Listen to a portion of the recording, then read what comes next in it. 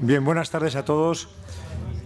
Para mí es muy grato presentar otra vez, y me lo decía él, a Francisco Muñoz Conde, que es un miembro de nuestra comunidad universitaria, porque él es doctor honoris causa por la Universidad de Salamanca. Yo creo que es, y permíteme, el único penalista hasta ahora que tiene en la historia de la Universidad de Salamanca el grado de doctor honoris causa por ella, es decir, el único que ha recibido esa distinción. Y les aseguro que es difícil obtenerlo aquí. Es decir, por los procedimientos y controles duró un año la tramitación. O sea que son los ritmos que tiene una universidad pública para todo, a veces para bien y a veces para mal. Yo creo que en este caso para bien, porque garantiza el que el resultado sea óptimo y que quien se lo merece se lo demuestre, como ha sido el caso del profesor Muñoz Conde. Pero dicho eso, realmente Muñoz Conde es una referencia para toda una generación de penalistas, para toda mi generación y la siguiente. Es decir, es una referencia para los que nos dedicamos al derecho penal aquí en España. Y aunque él me lo ha escuchado muchas veces, yo sí que quiero reiterarlo por dos cosas. A veces los penalistas tienen la tentación de refugiarse en el mundo de las ideas o en el mundo de la dogmática, debatir apasionadamente sobre si el dolo está en un lugar o en otro y sobre qué criterio es más correcto para la imputación objetiva o para la teoría de la culpabilidad o no, y olvidan los problemas que nuestra sociedad genera y que el derecho penal es una de las respuestas que el Estado tiene para abordarlos. El olvidarlo supone a veces, pues un olvido, pero muchas veces un olvido interesado. Y él, además, en su propia línea de investigación, una de ellas le ha llevado justamente a estudiar las posiciones históricas que se han mantenido en este sentido. Es decir, cómo los penalistas se han pronunciado o han abordado temas en función de su ideología, en función de la ideología que todos los juristas tienen o tenemos y que no hay que ocultar sino exponer. Y no hay que refugiarse sino reflejar el compromiso. Y Paco Muñoz Conde lo ha reflejado siempre. Y por eso, para mí y para otros, es un rasgo de admiración y un rasgo de compromiso con él también. Pero claro, uno puede tener mucho compromiso y ser muy malo técnicamente, ser un desastre. Aunque tenga buen punto de partida, pues luego no tenerlo así. Pero es que aquí el caso es lo contrario. Es que aparte que es muy bueno. Bueno, con una formación muy sólida que hunde sus raíces en Alemania, en la cátedra que ocupaba el profesor Roxin en la Universidad de Múnich, y que fue él la pieza clave para que las ideas del que relevante, sus ideas se trasladaran a nuestra lengua a través de traducciones, a través del seguimiento y el desarrollo de ellas y de la adaptación a la problemática de nuestra sociedad y nuestro derecho. Eso tal vez bastaría. Y no crean que a veces el ser traductor es un mérito menor, mayor. Es decir, siempre las notas de Rodríguez Muñoz a la traducción que hizo de un penalista que saldrá, de cuyo nombre, a veces no nos acordamos. Lo primero no nos acordamos porque era un ladrillo terrible leerse como primera lectura el tratado de Mesger, pero luego cuando se va detrás de esa obra tan sólida y tan compleja de leer o de abordar para quien tiene su primera aproximación al derecho penal, luego además que hay una ideología detrás que no es precisamente digna de ser seguida. Pero dicho eso además es un ejemplo en otro sentido. Es decir, un universitario y un penalista, por lo menos el modelo que uno pretende seguir, no debe quedar solo refugiado tras las paredes de su despacho o en las aulas de su facultad, sino que debe vivir y debe conocer la sociedad en la que está. Y sobre eso y otras cosas seguro que hablará el profesor Muñoz Conde, además tendrán ustedes después ocasión de debatir con él o de preguntarle lo que deseen. Gracias. Me gusta hablar de pie. Ya de camino les digo buenas tardes. Acabo de llegar. Había tráfico y no he dado tiempo ni a pasar por el hotel. Me he quedado cogido aquí. Me tengo que quitar la chaqueta. Son las nuevas tecnologías. Sí.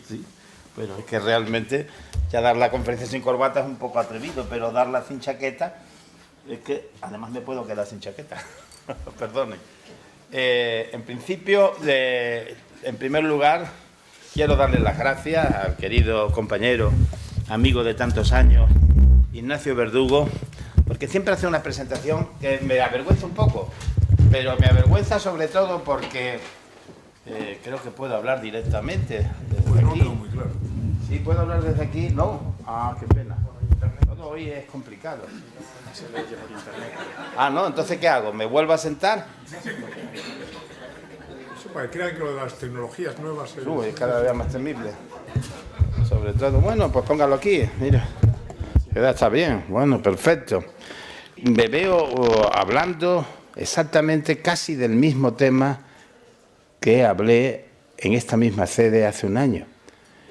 Un tema del que yo no soy un conocedor, un especialista, y que además aquí hay muy buenos especialistas, porque aquí se leyó una buena tesis de Melsa Sánchez, que he utilizado para preparar esta conferencia, pero es que además también Fabián Caparrós fue el primero que hizo una monografía sobre este tema, y es una línea de investigación que realmente, a pesar de la poca importancia que ha tenido en los tribunales de justicia, afecta a una realidad que conocemos absolutamente todos. Porque no solo la conocemos en nuestros países, no creo que haya un país que se libre de la corrupción, sino que también conocemos que es algo que, como diría Carlos Marx en el famoso Manifiesto Comunista, es un fantasma que vuela por todo el mundo. Es la corrupción transnacional. En primer lugar, hablar de la corrupción es hablar de algo que es evidente. En España, por supuesto. No hace falta, tengo ahí el periódico, traía leyéndolo en el tren, no hay un solo día en el que la noticia no sea la detención de personas de alto nivel en la política, fundamentalmente, que están implicados en casos de corrupción. Es el pan nuestro de cada día, que afecta hasta las más altas estructuras, instituciones del gobierno, como también a la propia Casa Real, pasando por los niveles de las comunidades autónomas. Y puedo citar casos porque son casos notorios, con nombres y apellidos, que están en los medios de comunicación.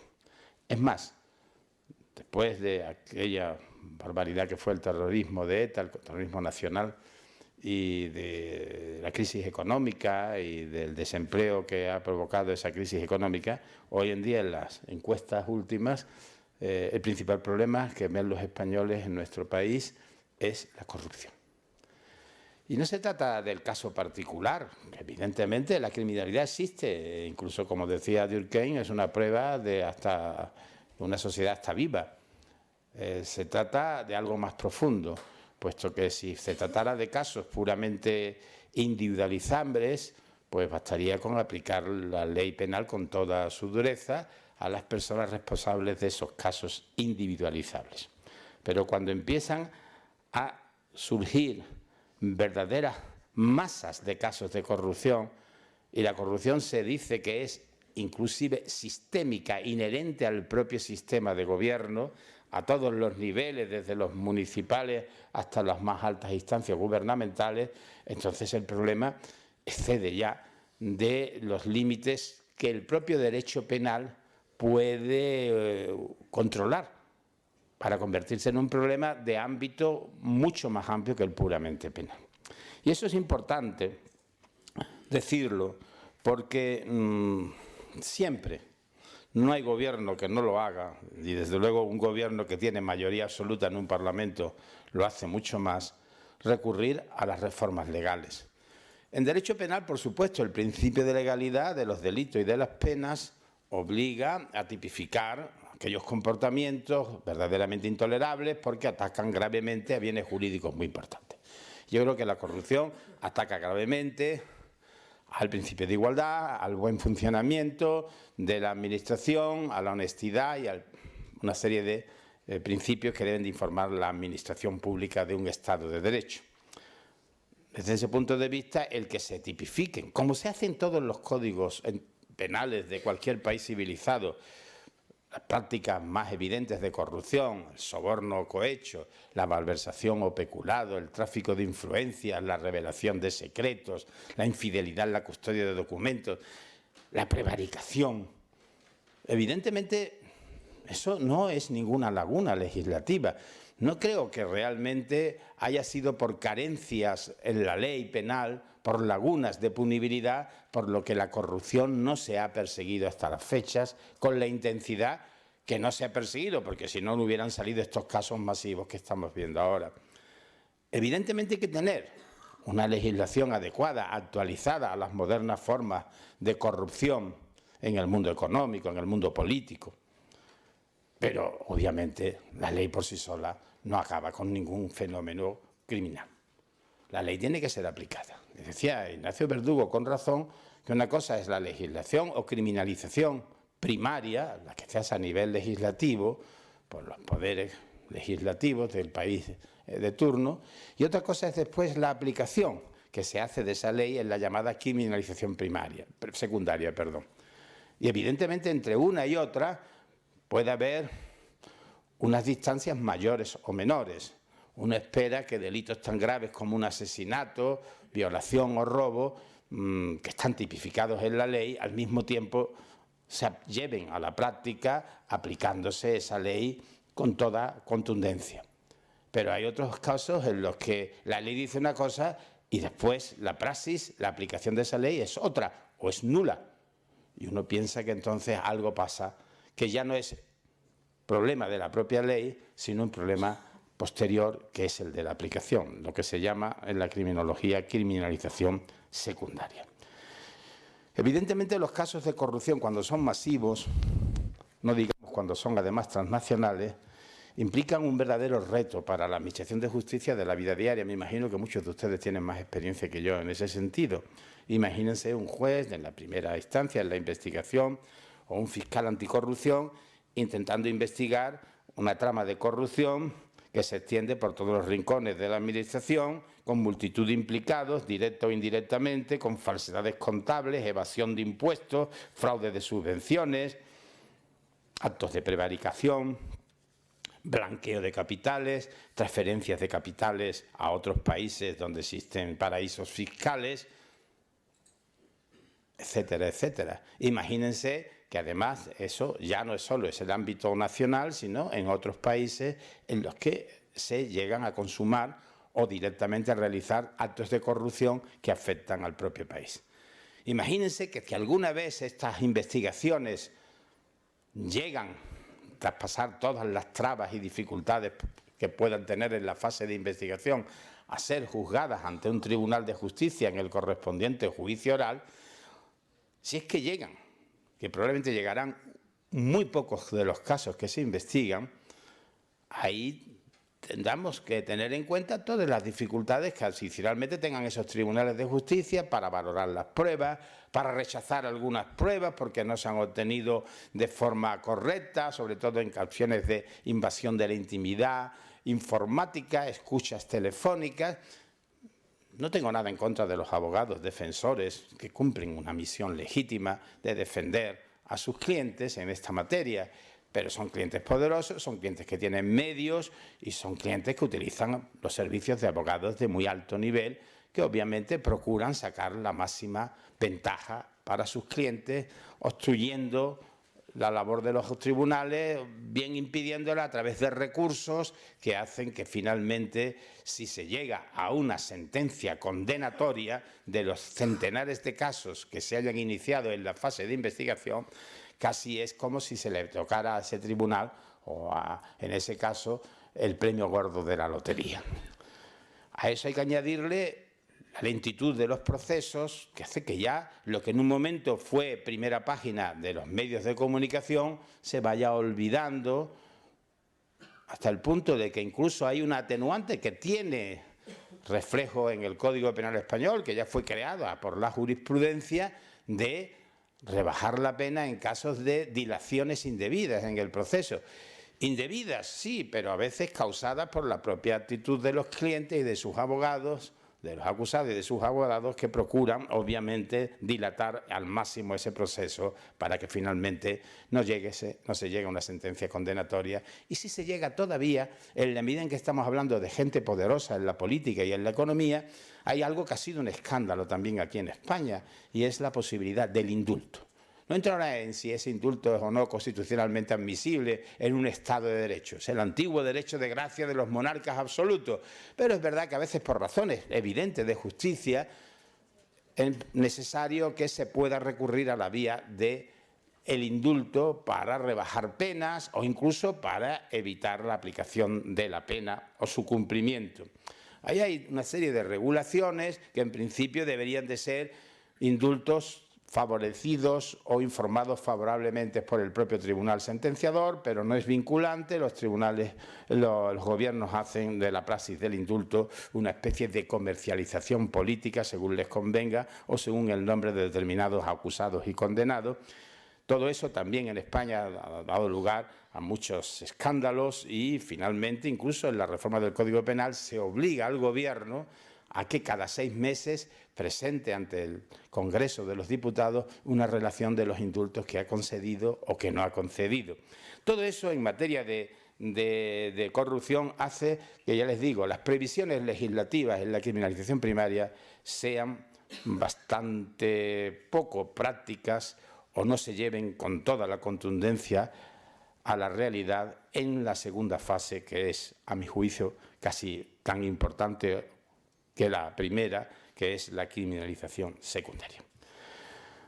Naturalmente que sobre esto se puede discutir por qué tenemos corrupción, qué formas hay de evitarlas, que no sean puramente penales, formas preventivas, control, transparencia. Evidentemente que eso es siempre mucho mejor que esperar al delito y a que éste sea castigado por los tribunales de justicia.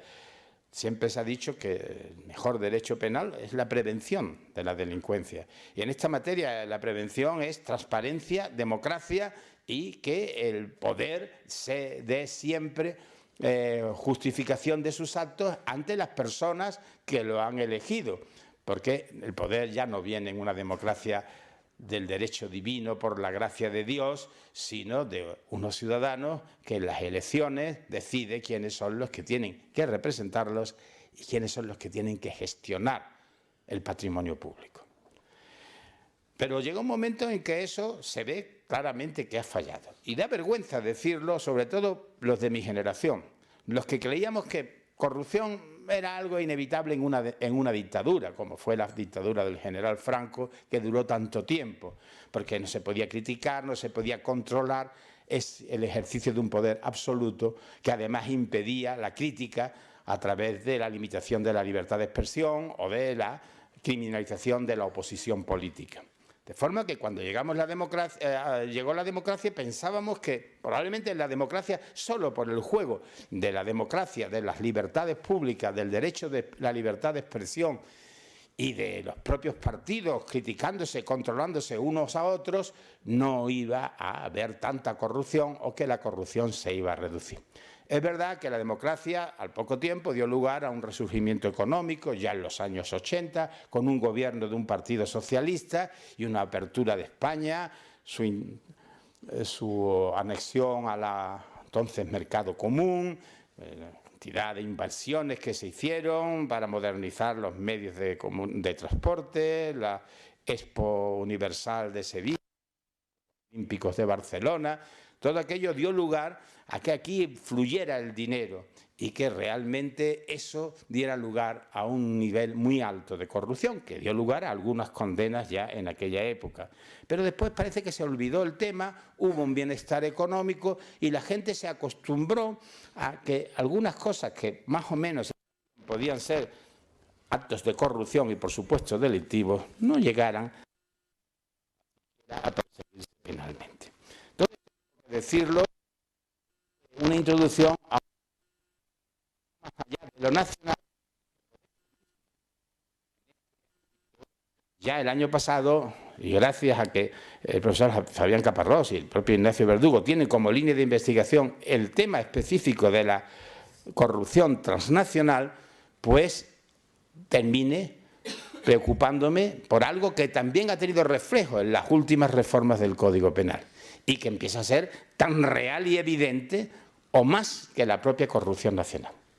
Y es que, no lo podemos olvidar, la corrupción transnacional es hoy en día algo que además produce la corrupción nacional, porque tenemos una economía globalizada y porque la economía globalizada, evidentemente, cualquier decisión que se adopte en un país repercute en los demás. Y si esa decisión es producto de una corrupción, evidentemente esa corrupción va a repercutir no solo en el país donde se ha producido el acto de corrupción, sino en todos los demás países que queden afectados por esa decisión. Desde ese momento ya no nos podemos solo ocupar de la corrupción en un solo país, sino de la transnacionalidad de ese acto de corrupción. Y de esto ha sido consciente la sociedad, las propias empresas, el mundo económico en general y, por supuesto, los legisladores en diversos países donde se ha visto que la corrupción transnacional era un verdadero cáncer. Pero no solo ya para la pureza de la administración y del Estado de Derecho, sino para el propio funcionamiento de la economía. Y eso es importante que lo diga ahora, porque con la reforma última que se ha hecho del Código Penal no lo veo tan claro que haya quedado así. En principio, cuando hablamos de corrupción transnacional y de corrupción en los negocios, estamos hablando de algo que lo que preocupa fundamentalmente es que las compañías, las empresas, compitan utilizando el fair play, es decir, no recurran a la corrupción porque entonces el mercado internacional se convierte en una especie de jungla en la que las grandes empresas multinacionales con el cuchillo en la boca luchan por ver quién es el que se lleva la mejor tajada en el país donde interese conseguir algún tipo de actividad económica, de materia prima, etcétera, que en ese país se produce o que tiene especial relevancia para esas empresas. Son las propias empresas y concretamente en esta materia la Organización del Comercio Internacional, la OCDE, que no sé exactamente qué quiere decir, la que a finales de los años 90, hace ya prácticamente 20 años, se unieron para decir, oiga, tenemos que hacer algo. No podemos competir de esta forma, convertir las transacciones comerciales internacionales en una jungla, obligándonos además a pagar cantidades que son constitutivas de soborno en estos países para conseguir de forma ilegal lo que tendríamos que conseguir poniéndonos de acuerdo de forma legal. Y ahí empieza entonces a hablarse de corrupción transnacional como un fenómeno que requiere de un tratamiento punitivo específico. Esto supone un cambio de mentalidad importante. Y supone un cambio de mentalidad importante porque hasta entonces, y eso probablemente sea una herencia de la etapa colonial, los países poderosos, que a lo mejor en su propia administración actuaban con gran corrupción y tenían un escaso nivel de corrupción, sin embargo, bien directamente el propio Estado o bien a través de sus empresas privadas, se dedicaban a corromper en otros países no tan poderosos.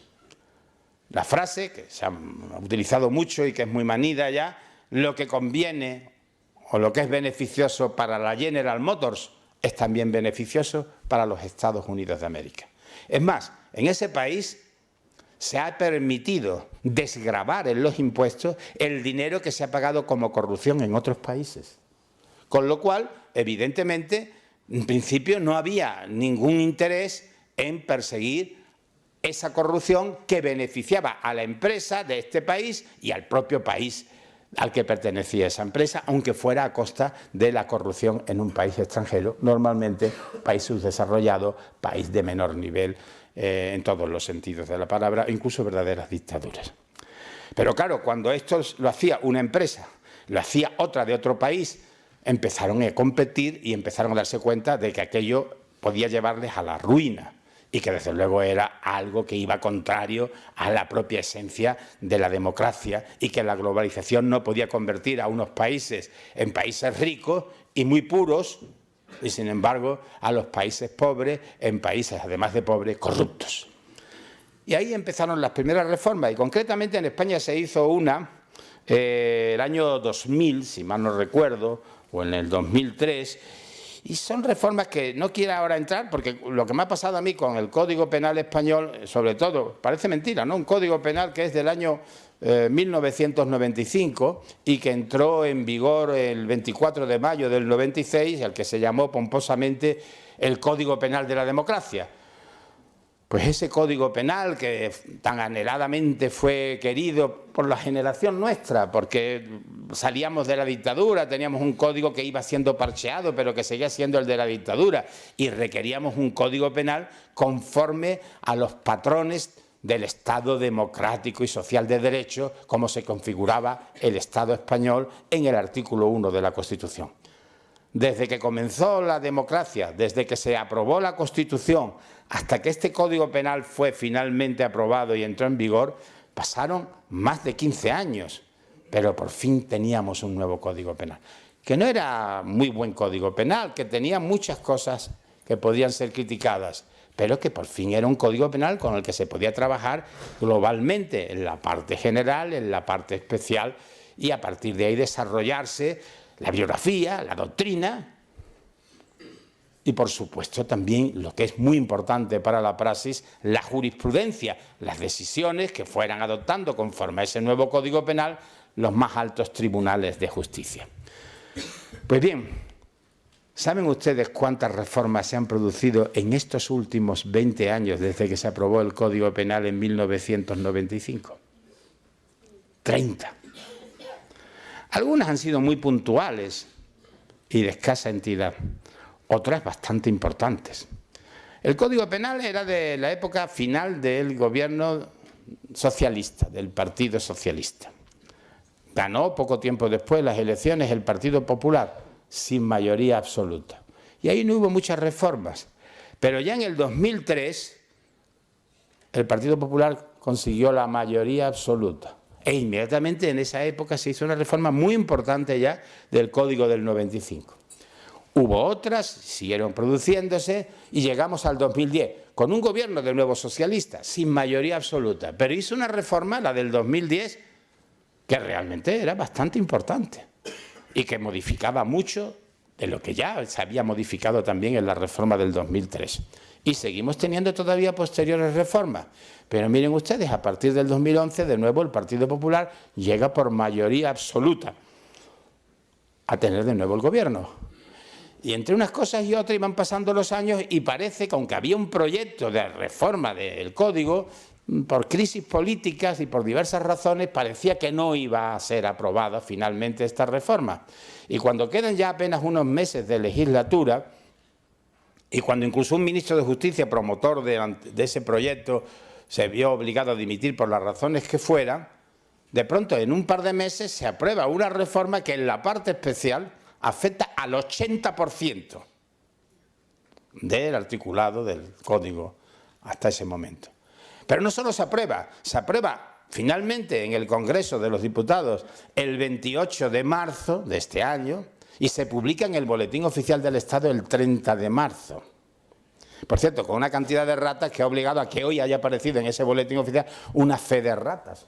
Porque había cosas que no, se las ha pasado, pero claro, el legislador tenía que hacer esa fe de ratas. Miren, pero no solo se hace eso, sino por las razones que sean de premura, de que se huele de que pueda haber después del verano otras elecciones, donde ese partido no va probablemente a sacar la mayoría absoluta, donde puede haber otras correlaciones de fuerzas en el Congreso, en el Parlamento, pues se le da una vacatio legis de 3 meses.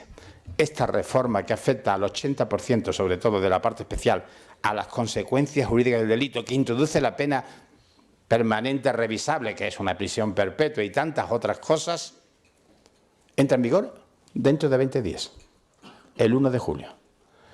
Miren, yo estoy haciendo, como tantos de otros de mis colegas, una revisión de mi manual. En la parte especial va a ser la 20ª edición. Tiene 40 años. Un libro que ha pasado por todos los sistemas políticos, por todos los final de la dictadura y todos los gobiernos y reformas de la democracia. Bien, pues puedo sentir satisfecho y esta reforma supone, por lo tanto, un reto hacer de nuevo una revisión completa de mi obra. Pero la verdad es que para mí está siendo algo bastante tedioso, difícil, porque es una reforma mal hecha. porque es una reforma precipitada y porque es una reforma, además de mala, innecesaria. Y les voy a decir además que en esta materia se han producido algunas novedades que yo mismo, ahora mismo, no sé exactamente en qué consiste. Y al fin y al cabo yo soy un profesor, que me jubilo ya, y que al fin y al cabo lo que yo diga va bajo mi responsabilidad. Puede tener alguna influencia, no digo que alguien no lee lo que yo escribo y que se base en una decisión judicial, en un argumento que yo haya mantenido. Pero aquí lo que importa es la jurisprudencia y lo que importa son los muchos libros que está suscitando y que va a suscitar esta reforma, contándola globalmente o comentándola en algunos puntos concretos, como pueda ser este de la corrupción transnacional. Todo eso es lo que da seguridad jurídica. Una seguridad jurídica que es necesaria porque cuando se introduce la prisión permanente revisable en relación con un asesinato y los agravantes del asesinato no son nada claras en su interpretación, y ese delito, cuando llegue al Tribunal Supremo y genere jurisprudencia, van a pasar 3 o 4 años, imagínense el juez que el día 1 de julio, dentro de 20 días, al primer caso que le entre, tiene que empezar a aplicar este código, que a lo mejor todavía ni siquiera ha podido leer. Eso me preocupa casi más que su contenido. Eso se llama inseguridad jurídica. Y a los políticos parece que eso no les preocupa demasiado. Pero evidentemente creo que es una mala consecuencia de esta reforma, entre otras muchas malas que puede tener. En relación con la corrupción transnacional, y perdonen este discurso, pero es obligado en este momento, dado que el día 1 de julio tenemos nuevo Código Penal, tendríamos ya pues la primera reforma, la del 2000, la del 2003, la del 2010 y ahora la del 2015. Y miren ustedes, es interesante que les diga que es un delito que desde que se introduce el año 2000 hasta el año 2015, todavía no he visto una sola sentencia en los tribunales de justicia. Eso da que pensar, ¿no? Porque hay algo que se llama en el derecho penal y en la criminología el derecho penal simbólico. Cualquier problema social que tengamos, reformemos el Código Penal. Ya está solucionado. Naturalmente no se soluciona porque a veces ese problema nada tiene que ver con el derecho penal y no es un problema del derecho penal. Entre otras cosas puede ser este uno de esos problemas que no son solucionables, por lo menos no directamente por la vía del derecho penal. Pero qué bien se queda, qué fácil es en unas elecciones decir y hemos introducido la prisión permanente revisable y la pena de muerte porque no pueden, porque en la Unión Europea no se puede. Pero quiero decir, se hacen reformas que son un derecho penal simbólico y que yo diría incluso todavía una expresión mucho más grave, demagógico. Porque se quiere dar la apariencia de que con estas reformas se están solucionando muchos problemas o que se van a solucionar a partir de ahora. Y tengo mis dudas. Y tengo mis dudas precisamente en relación con el tema de la corrupción internacional. Evidentemente, en primer lugar, nos encontramos aquí con un problema que creo que es fundamental. España no puede evitar la corrupción en otro país. En Francia, saliendo de la Unión Europea, en Estados Unidos o en Argentina. Porque no es el ámbito de competencia de los tribunales de justicia españoles. De forma que ahí nos encontramos ya con un problema. Cuando una empresa española soborna a un funcionario de otro país, ¿por qué se puede castigar a los directivos de esa empresa?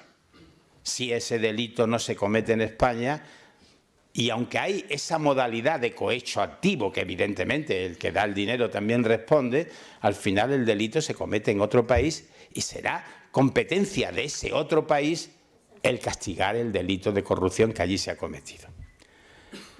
Si eso fuera así, el problema no tendría mayor importancia, sería un problema de comunicación entre los tribunales de justicia. Usted castiga a su empresario y nosotros castigamos a nuestro político o a nuestro funcionario. La verdad es que en muchos de esos países donde se ha cometido la corrupción, por las razones que sean, o por la propia corrupción existente en ese país, el hecho no se persigue. Se tiene que perseguir en el país del que corrompió al funcionario del otro país. En principio, parece que la única forma de conseguir un cierto control o límite a la corrupción transnacional sería decir sí. independientemente de que se cometa o no el delito en otro país y se persiga o no en ese otro país el delito de soborno o corrupción que ahí se ha cometido, el español que ha corrompido en ese país tiene que ser castigado.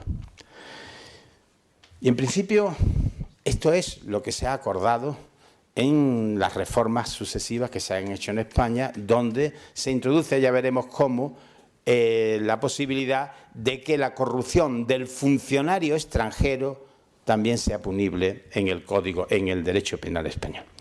Muy bien, así estaban las cosas hasta la reforma del 2015. Existe, sin embargo, algo que es importante.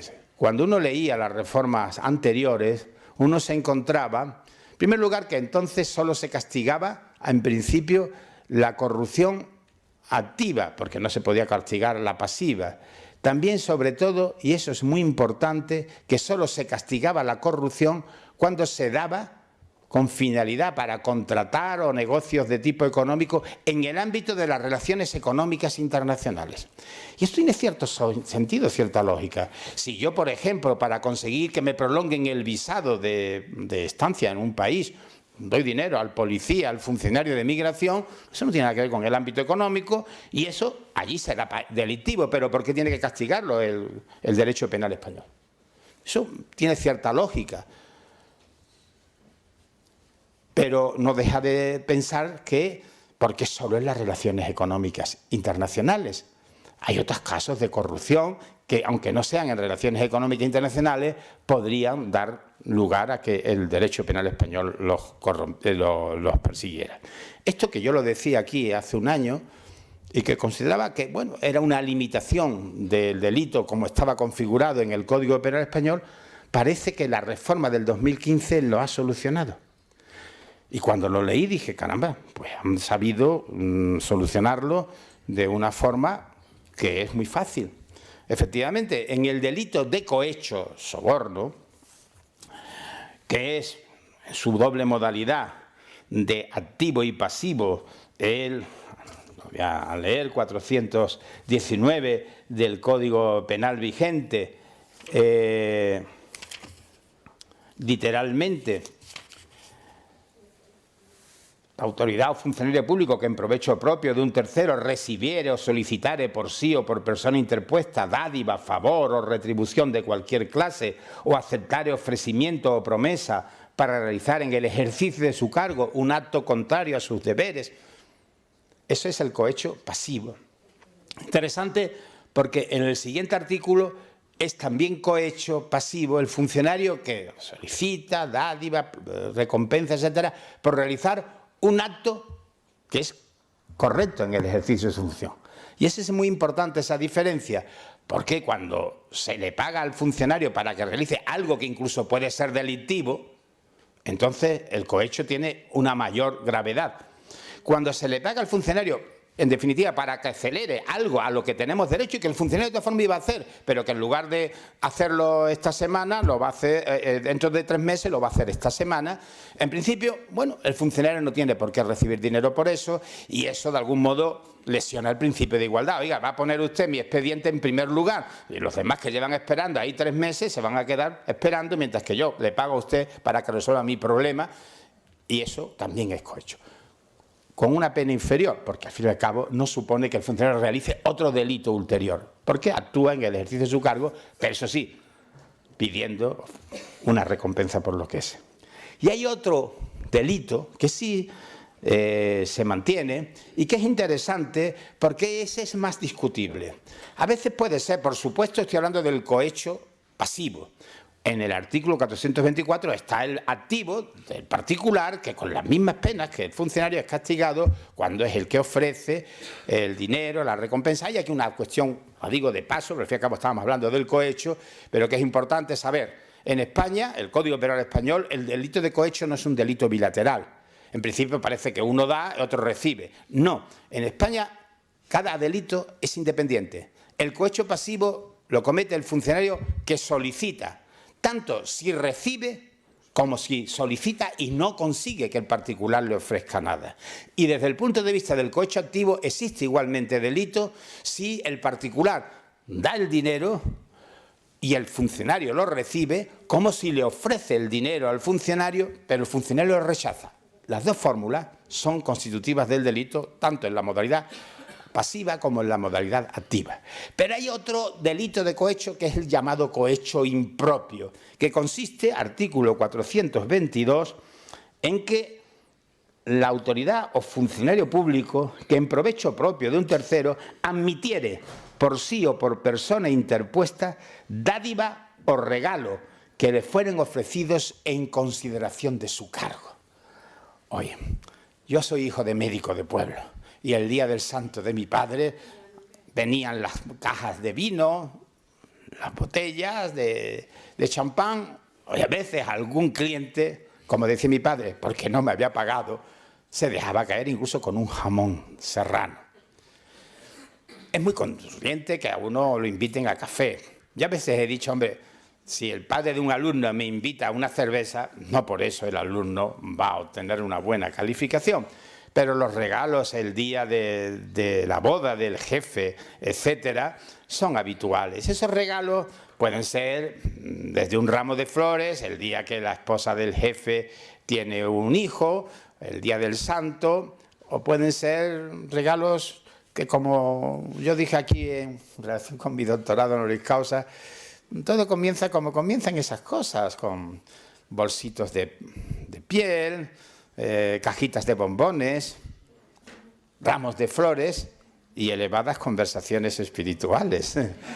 Pero después la cosa va a mayores y se termina naturalmente dando contratos muy sustanciosos al amigo con el que uno además se toma la cerveza. Digo esto porque es importante aclarar que cuando un periodista ve a un político comiendo con un empresario en un restaurante de lujo y al día siguiente ese empresario consigue la contrata pues, de la basura en la ciudad de Salamanca, puede suceder que el periodista lo saque eso como una gran noticia. Pero yo les digo a ustedes que el empresario no se ha vendido por la cena en el restaurante. Sin embargo, en el medio de comunicación, esa fotografía es muy impactante. Lo que hay que indagar es lo que se acordó en esa cena, no los 200 euros que costó la misma. O 300 o 500 euros. La verdad es que cuando se entera de que esta gente toma champán francés y todo lo demás, pero nunca pensé que eso, que puede ser muy relevante desde el punto de vista mediático, sea lo que decida una contrata de centenares de millones de euros,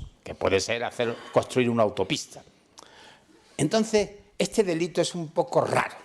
Es un poco raro porque el ramito de flores puede ser que no sea muy relevante y solo sea un obsequio, una atención, que hace que a uno le concedan pues, que no esté en la cola, que cuando se llega a la ventanilla lo pasen a uno al primer lugar o que la atienden a una hora donde no haya tanta gente.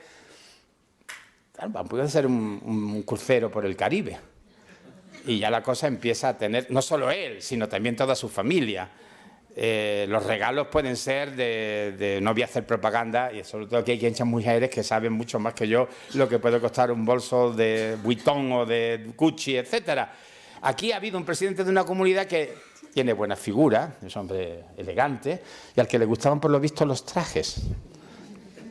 Al final ha sido absuelto, pero que no es notorio, el presidente fue de la Comunidad de Valencia, pues parecía que tenía unos trajes, él tenía buen palmito y le gustaba ir bien vestido. Y entonces los empresarios dijeron a todos los trajes que quieran.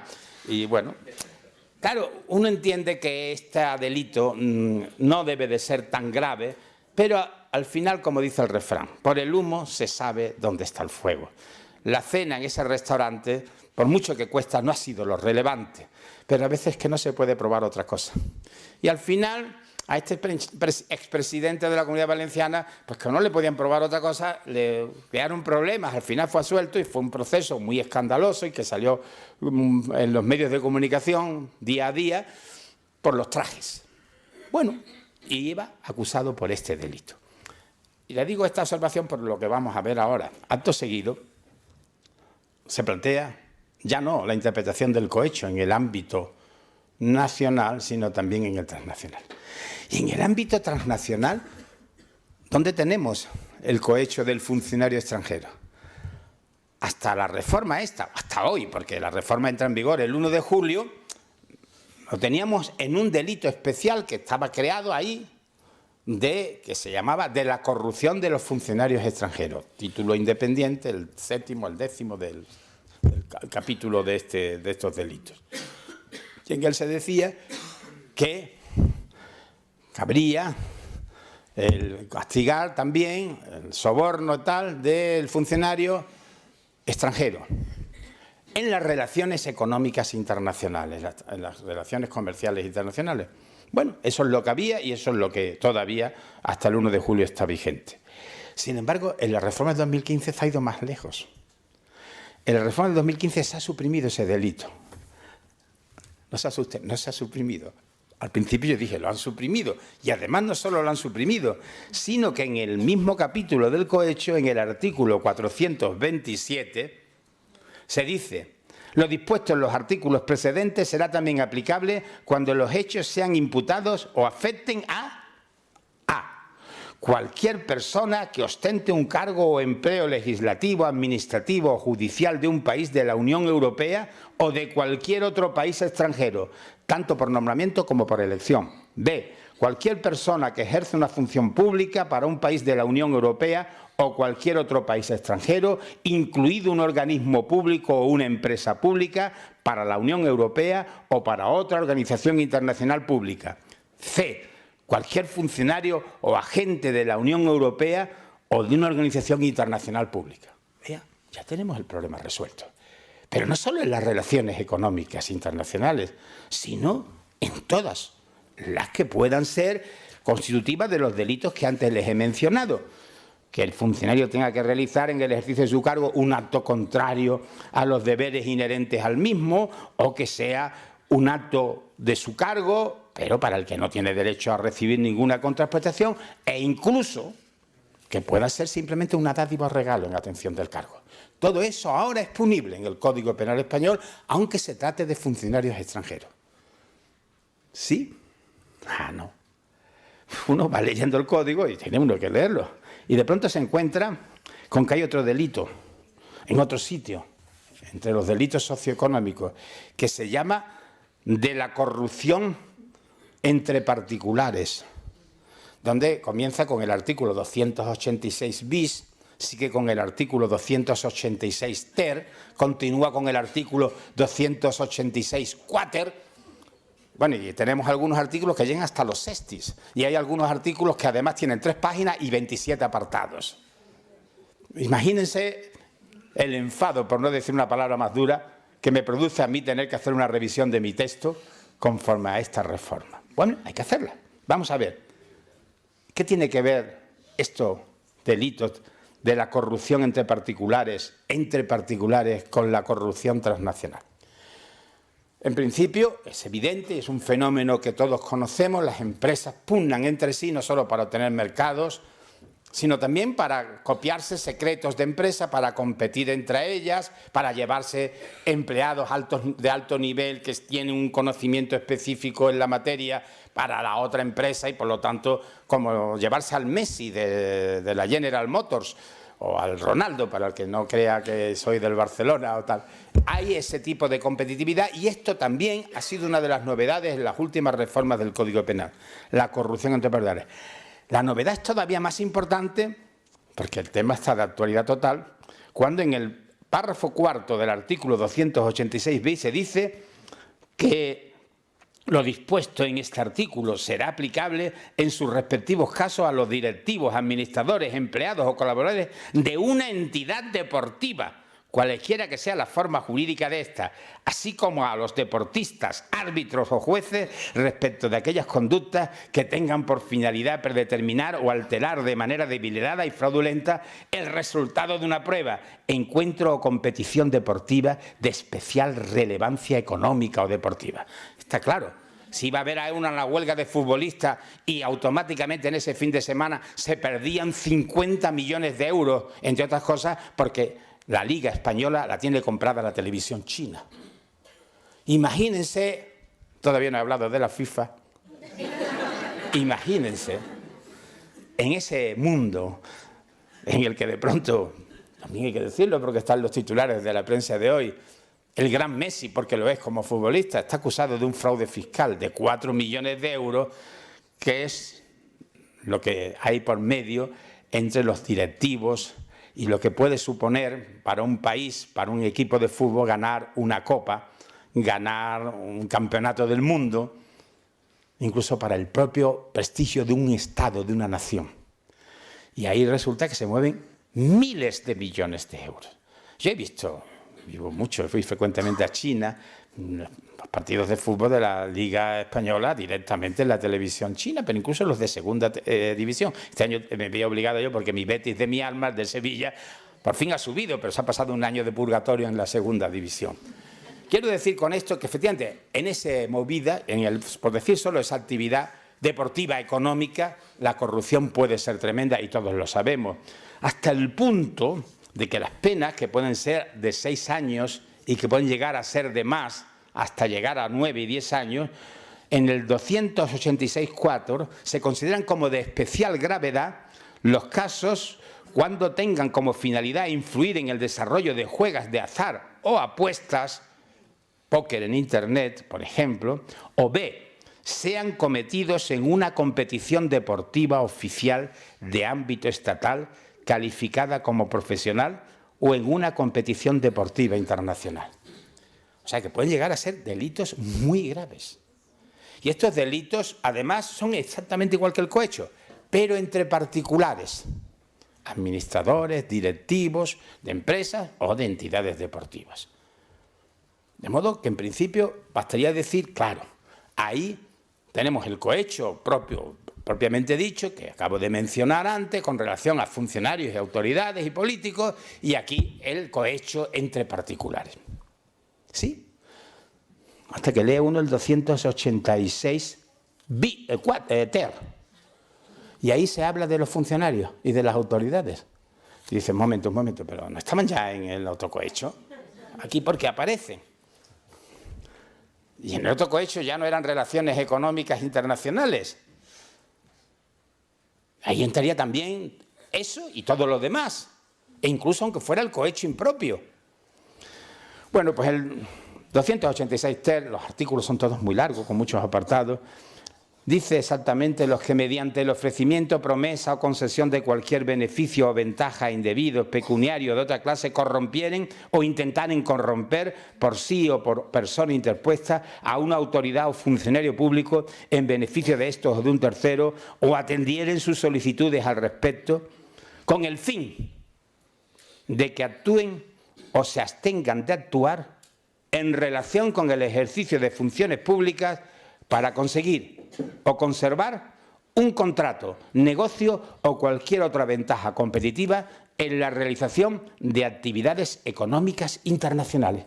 Aquí aparece lo que parecía que había desaparecido.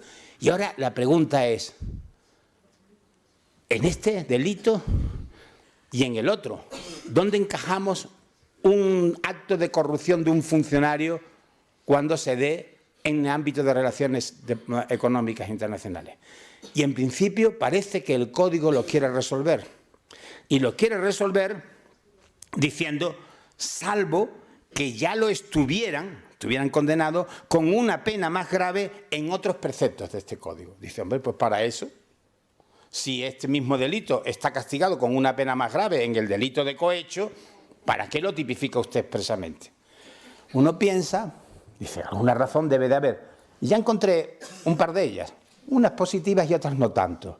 Por ejemplo, aquí no se hace diferencia entre el funcionario que realiza un acto contrario a su deber y el funcionario que realiza un acto, pero en el ejercicio de su cargo, que es correcto. Por lo pronto, ahí ya esa diferencia no se hace. Pero me parece que esa equiparación, que no existe en el delito de cohecho propio, todavía puede ser más discutible cuando aquí no está el cohecho impropio. Es decir, que en el ámbito de las relaciones económicas internacionales los regalos y dádivas se pueden seguir dando. Porque aquí no está el 422. Yo por lo menos no lo veo. A mí me gustaría que alguien me dijera, no, usted está equivocado, usted no sabe leer bien. Yo me he pasado, lo había leído ya, este capítulo lo tengo hecho hace algún tiempo, pero lo he vuelto a leer en 2 horas y media de tren, 3 horas casi. De Madrid a Salamanca me da tiempo a leerlo muchas veces. No lo encuentro. Es decir, tengo que decirles, en mi opinión, que el llamado cohecho impropio, el que simplemente consiste en dar dádivas y regalos, que pueden ser cruceros en el Caribe, no entra dentro de este tema. Y ahora ya, pues sí me he perdido. Porque el problema sería, si se da un supuesto de este hecho, alguien diría, bueno, pues se va al cohecho normal.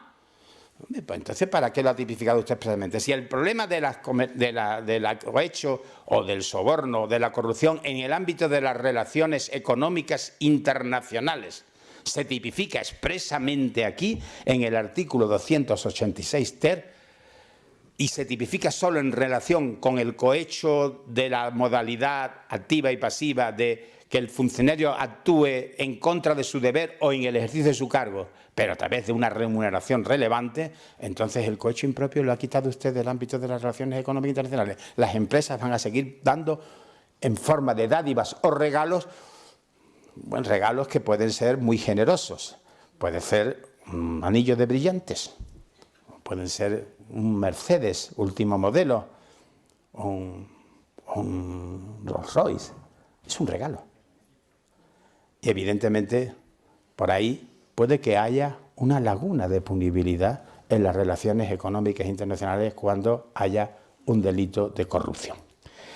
Eso me parece realmente una auténtica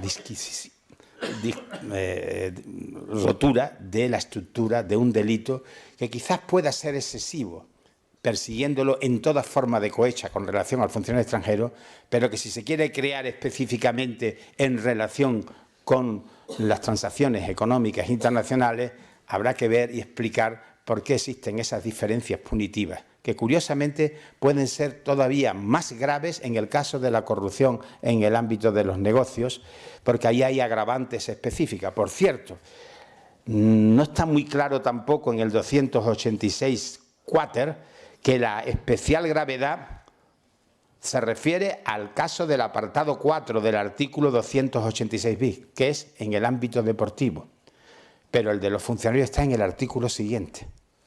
Y entonces también ahí puede dudarse de que esa agravación en el ámbito deportivo pueda ser aplicable cuando se trate de funcionarios. En todo caso, existen otras agravaciones en las que sí se puede aplicar a los funcionarios cuando el beneficio o ventaja tenga un valor especialmente elevado, la acción del autor no sea meramente ocasional, se trate de hechos cometidos en el seno de una organización o grupo criminal, o el objeto del negocio versara sobre bienes o servicios humanitarios o cualesquiera otros de primera necesidad. Voy a terminar.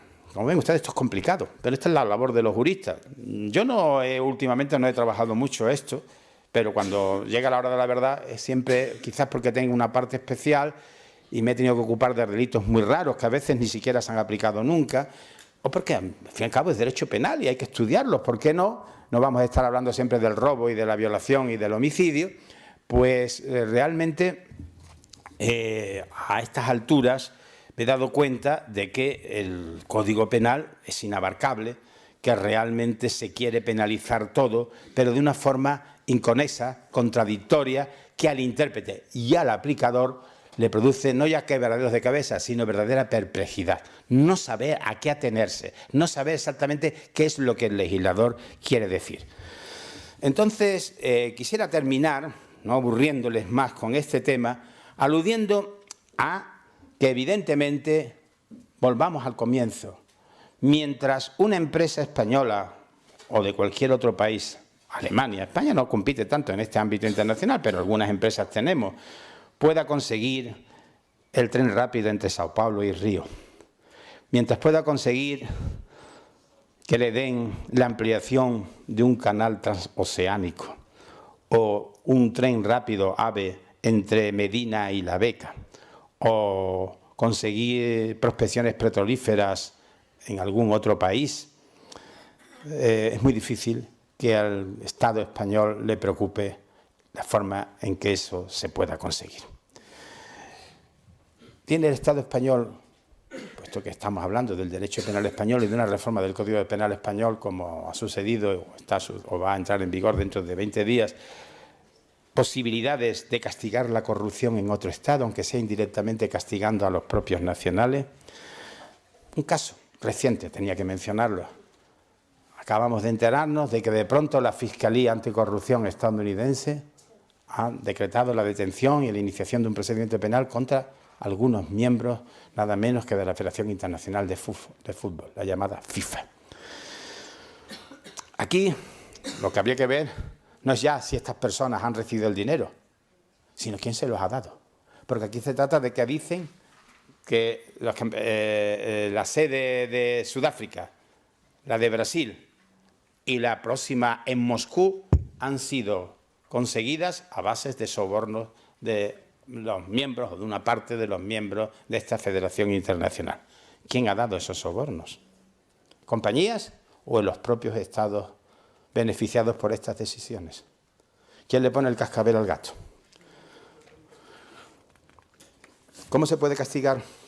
¿Y cuál es el tribunal competente en esta materia? ¿Aplicamos el principio de la justicia universal? ¿O le damos la competencia a la Corte Penal Internacional, que por cierto trabaja bastante poquito y que en todo caso solo tiene competencia para genocidio, crímenes contra la humanidad y crímenes de guerra? No vayamos a meternos ahora en el mundo de la economía también, con un tribunal que de verdad hasta ahora ha servido para muy poco en crímenes que realmente afectan a toda la humanidad. Vamos a dejar que sea Estados Unidos el comisario, no solo ya militar y en todos los otros aspectos de la vida, pero también en el ámbito de la corrupción. Debemos confiar en nuestros propios tribunales de justicia para acabar con la corrupción en otros países, cuando esa corrupción incluso pueda beneficiarnos a nosotros económicamente. En principio, de una forma o de otra, aunque sea de forma contradictoria y bastante confusa, tenemos la reforma del 2015 y habrá que aplicarla. Y teóricamente se puede aplicar a estos casos que estamos viendo. Pero si es difícil acabar por la vía penal con la corrupción nacional, imagínense cuando esa corrupción trasciende de los límites fronterizos, lo difícil, casi imposible que esto puede ser. Hay otro problema adicional. En mi experiencia, a veces los estados consiguen concesiones, por ejemplo, petrolíferas o petroleras, en países donde el gobernante es el dictador corrupto de turno. Naturalmente, mientras favorezca los intereses del país poderoso, ese dictador tiene garantizada su permanencia en el poder. Si tuviera tiempo y el sigilo profesional no me lo impidiera, y tampoco quiero abusar de su paciencia, podría contarles algún caso en el que he intervenido como, curiosamente, dictaminador o colaborador o asesor, nada menos que de la Fiscalía Anticorrupción de los Estados Unidos de América. ¿Quién me lo iba a decir? Me pidieron un parecer al respecto en relación con un país africano enormemente importante en la producción de petróleo. Este dictador de turno de ese país empezó a ponerle más trabas a las empresas petroleras americanas, favoreciendo más a las rusas y a las chinas. Rápidamente entra el 7º de caballería y piden dictámenes para procesar, si no al dictador directamente, al hijo del dictador, que podía comprar una colección de pintura impresionista de 500 millones de dólares, pagándolos al contado, en una subasta de París. En principio parece que el tema no era complicado, para mí no había ningún problema de que eso podía ser corrupción. Pero finalmente el dictador se avino a negociar de nuevo con la administración de los Estados Unidos. Incluso la propia vicepresidenta entonces de los Estados Unidos, Hillary Clinton, visitó ese país. El dictador la recibió muy bien, le ofreció todo tipo de garantías de que las empresas americanas iban a seguir obteniendo las concesiones oportunas. Y aquí paz y luego gloria.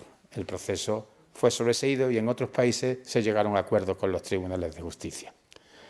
Creo que con este caso les puedo mostrar mi escepticismo respecto a que la reforma penal española en materia de corrupción transnacional pueda tener algún tipo de eficacia para evitar este problema. Nada más y muchas gracias.